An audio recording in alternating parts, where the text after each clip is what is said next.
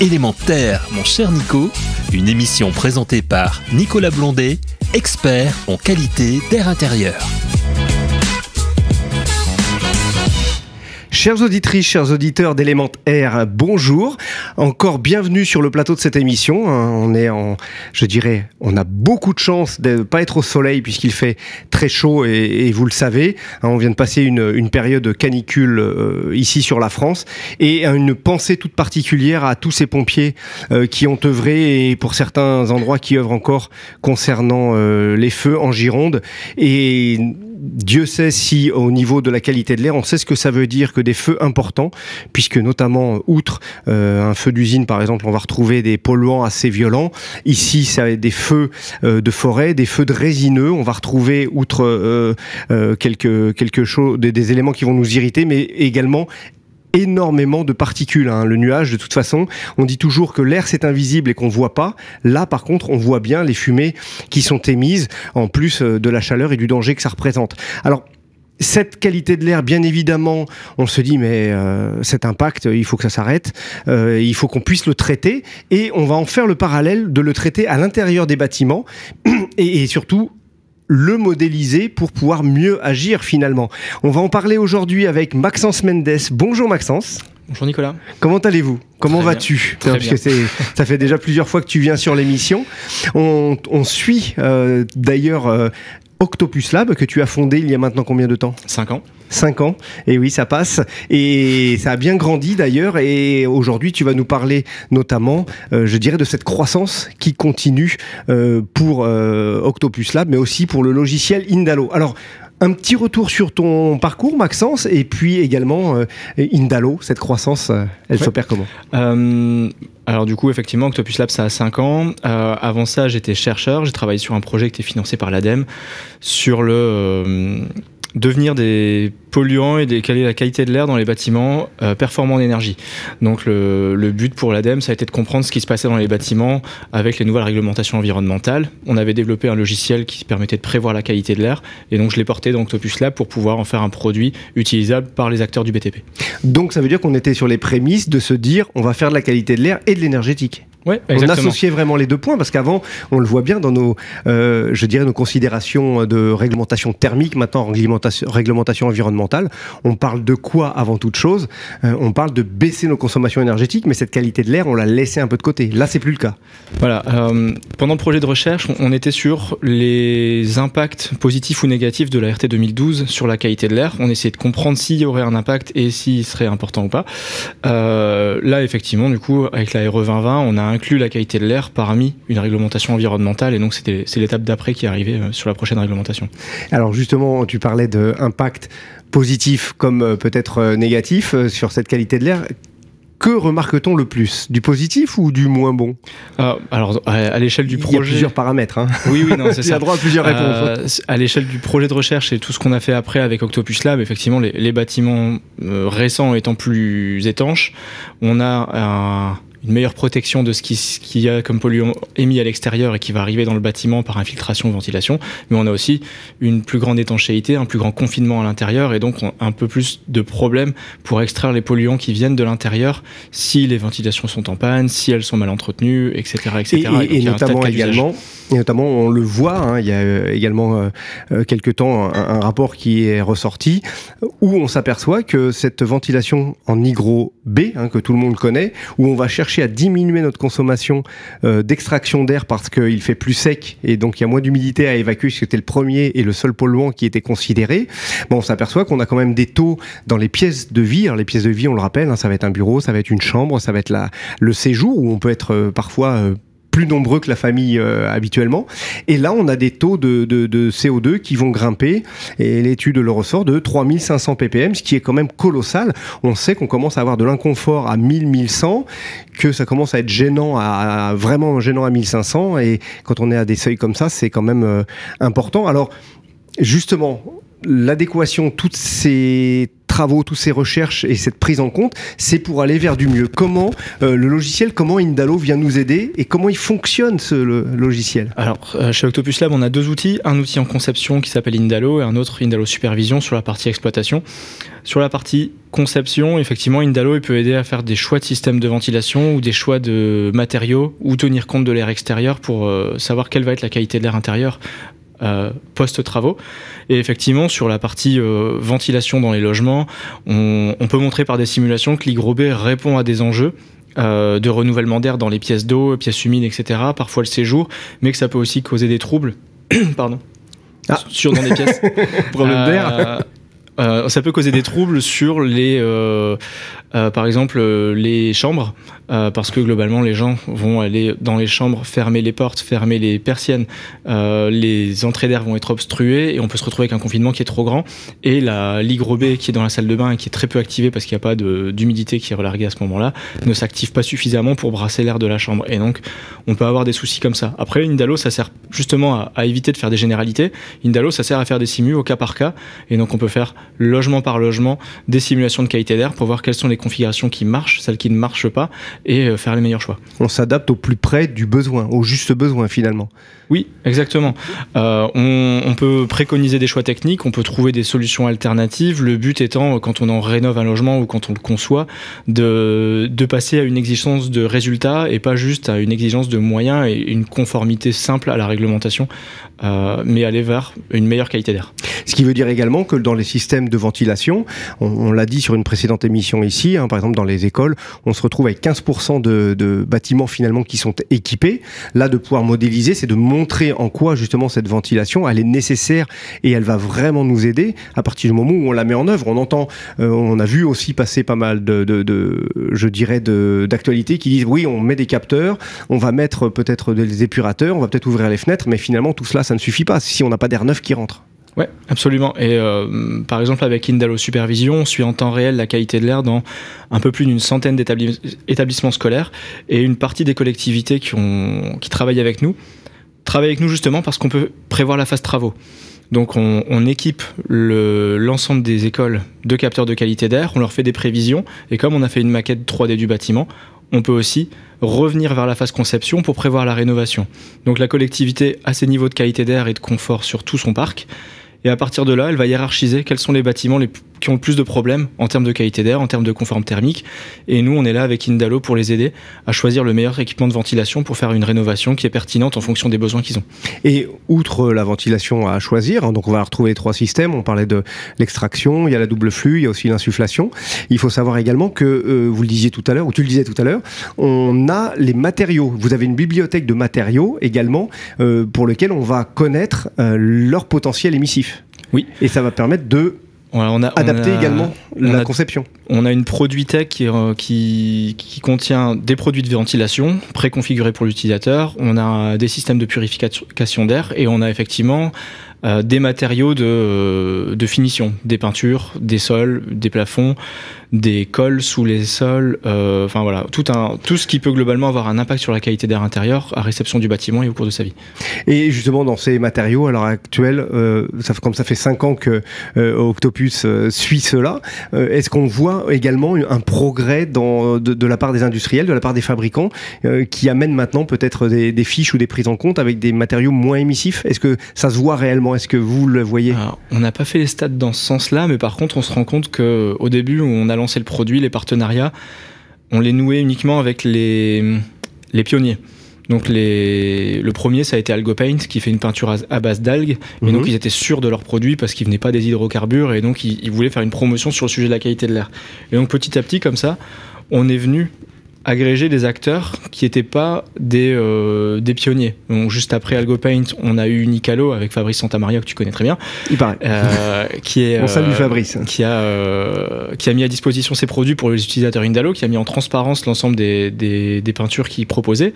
Et puis petit à petit, des acteurs majeurs sont arrivés qui sont pas identifier qualité d'air intérieur, mais qui veulent montrer qu'ils font des efforts aussi. Et je pense que c'est là la réussite d'Indalo, c'est finalement on arrive à entraîner des majors qui n'étaient pas spécialement identifiés qualité d'air au départ. C'est d'autant plus remarquable qu'à un moment donné, ça veut dire que quelque part on peut se mettre en danger en montrant évidemment l'impact que peut avoir chacun de nos produits et de se dire mais finalement on va peut-être montrer quelque chose qui est pas bon et on risque de prendre un coup derrière ou des produits qui vont être en non-vente. Mais non, on est vraiment dans le cas ici où on montre pour progresser.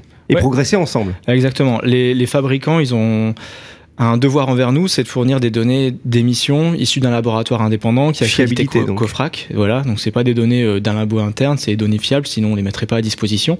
Et effectivement, ils font un gros exercice de transparence. Donc parce que ces données, elles rentrent dans l'outil. On peut faire des simulations de qualité de l'air et on peut identifier quels sont les matériaux les plus émissifs dans le bâtiment qu'on est en train de considérer. On ne fait pas une généralité, on est juste en train de parler d'un bâtiment à la fois et un ensemble de matériaux à la fois, et on les hiérarchise. Donc effectivement, pour les industriels, c'est un très bel effort de transparence, mais qui paye, parce que derrière, c'est une prescription qui est amenée pour eux. Parce que si le matériau a donné satisfaction sur les simulations, il est choisi par le maître d'ouvrage et il est installé par la suite. Donc tout ça, c'est un cercle vertueux pour la qualité de l'air et en même temps pour leur business. Donc on passe de la théorie à la pratique finalement.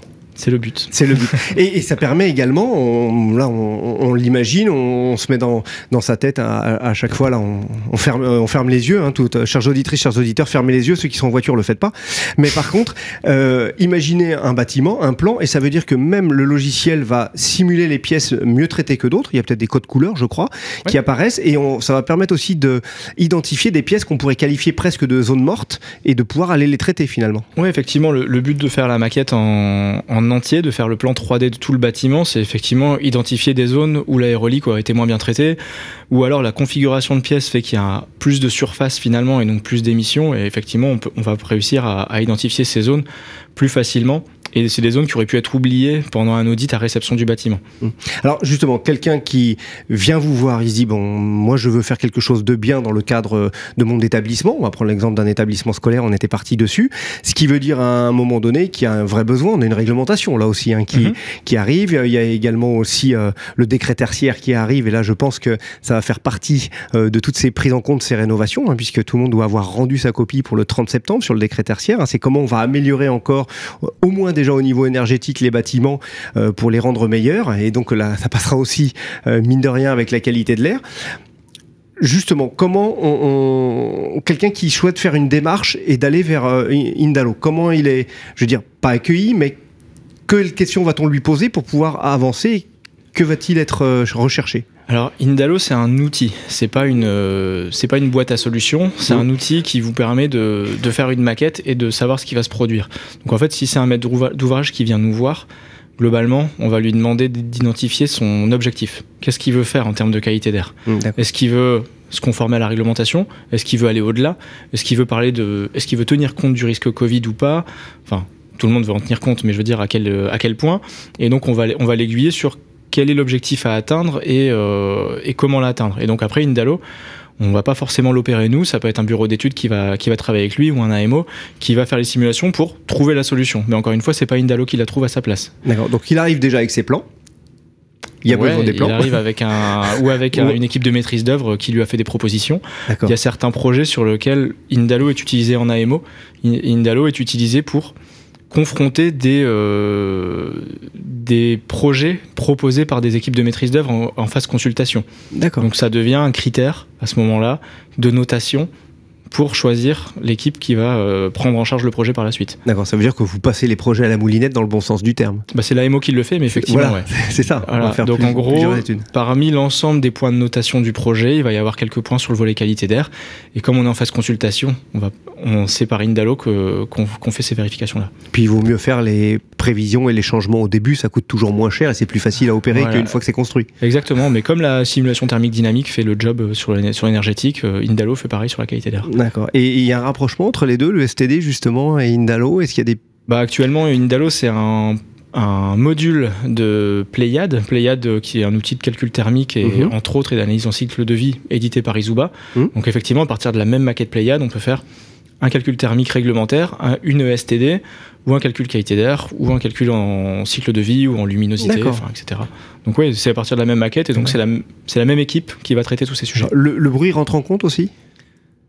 Ou pas encore? Je ne sais pas. Quand on commence à parler de cette qualité de l'air, qu'on va faire attention à ce qui rentre dans le bâtiment. On sait qu'il y a des systèmes qui permettent de faire rentrer l'air, de choisir l'endroit par lequel il rentre, de le filtrer, et ensuite de limiter le nombre de sorties d'air et de le mettre vraiment correctement ad hoc pour éviter aussi peut-être d'avoir les bruits de rue qui remontent ou ce genre de choses. Est-ce que... Il me semble pas que ce soit traité. Pas encore? Et ben voilà un projet à suivre. Ça, c'est pas notre métier. C'est pas notre métier.